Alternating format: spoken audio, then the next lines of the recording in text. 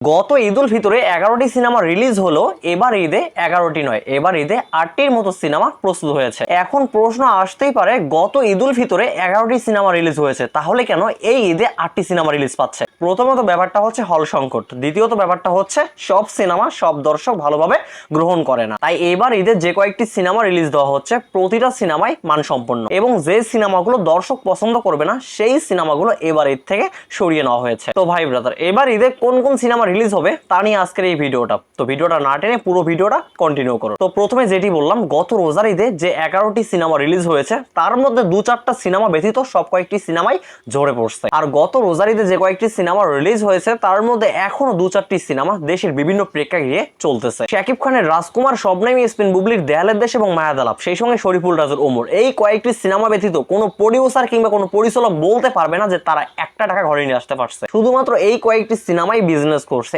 এখনো করতেছে, আর বাকি সব সিনেমা ঝরে পড়ছে। তাই এবার ঈদে হিসাব নিকাশ করে প্রডিউসাররা সিনেমা রিলিজ করতেছে। তো যাই হোক, এখন পর্যন্ত 8টি সিনেমা প্রস্তুত নিয়েছে এবার ঈদের জন্য।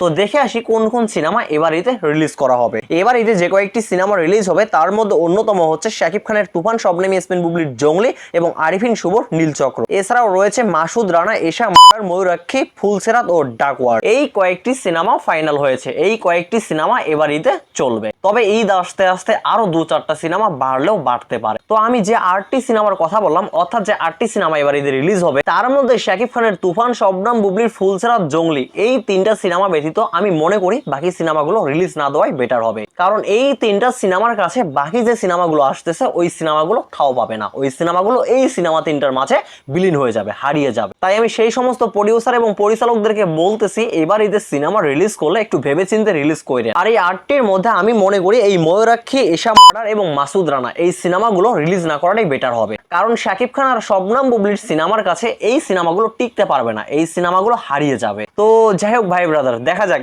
ঈদ আসতে আসতে কয়টি সিনেমা টিকে থাকে। আর যত সিনেমাই আসুক না কেন, শবনম বুবলির জঙ্গলি এবং ফুলসেরাত, সেই সঙ্গে শাকিব খানের তুফান, এই 3টি সিনেমাকে হিসাব করে তারপর সিনেমা রিলিজ করা লাগবে। তা না হলে তারা একটা সিনেমা থেকে 1 টাকা বিজনেস করতে পারবে না। যে 1 টাকা বিজনেস করবে ওই 1 টাকা খেতেই শেষ হয়ে যাবে। তো এই ছিল এবার ঈদে মুক্তি পাওয়া সিনেমাগুলোর সর্বশেষ আপডেট। তো ভাই ব্রাদার, পরবর্তী আপডেট নিয়ে আবারও আসবো।